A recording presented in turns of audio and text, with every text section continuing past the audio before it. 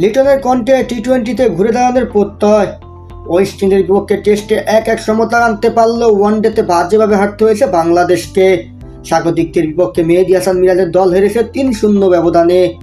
এমন হারের পর আগামীকাল 3 ম্যাচ টি-20 সিরিজের প্রথমটিতে মাঠে নামবে বাংলাদেশ, যেখানে বাংলাদেশ দলকে নেতৃত্ব দিবেন লিটন কুমার দাস। ওয়ানডেতে হতাশী পারফরমেন্স করলেও দলকে নেতৃত্ব দিয়ে মুখিয়ে আছেন লিটন। হতাশা বলে টি-20 দিয়ে ঘুরে দাঁড়ানোর ব্যাপারে আশাবাদী বাংলাদেশ অধিনায়ক। ম্যাচের আগের দিন বিসিবির প্রকাশিত ভিডিও বার্তায় সেই প্রত্যয়ের কথা জানিয়েছেন লিটন।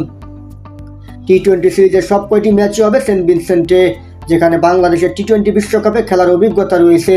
সেই ম্যাচে আফগানিস্তানের বিপক্ষে 54 রানে অপরাজিত ছিলেন লিটন কুমার দাস, যদিও শেষ পর্যন্ত সেমিফাইনাল খেলার কঠিন সমীকরণ মেলাতে পারেননি লিটন।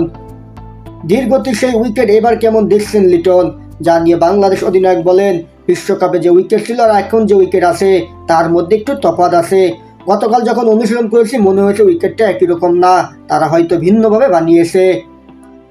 ম্যাচের আগের দিন বৃষ্টির কারণে ক্রিকেটাররা মাঠেই নামতে পারেননি, তবে অধিনায়ক লিটনের আশা ক্রিকেটাররা যেহেতু খেলার মধ্যে রয়েছেন কাজেই খুব একটা সমস্যা দেখছেন না তিনি।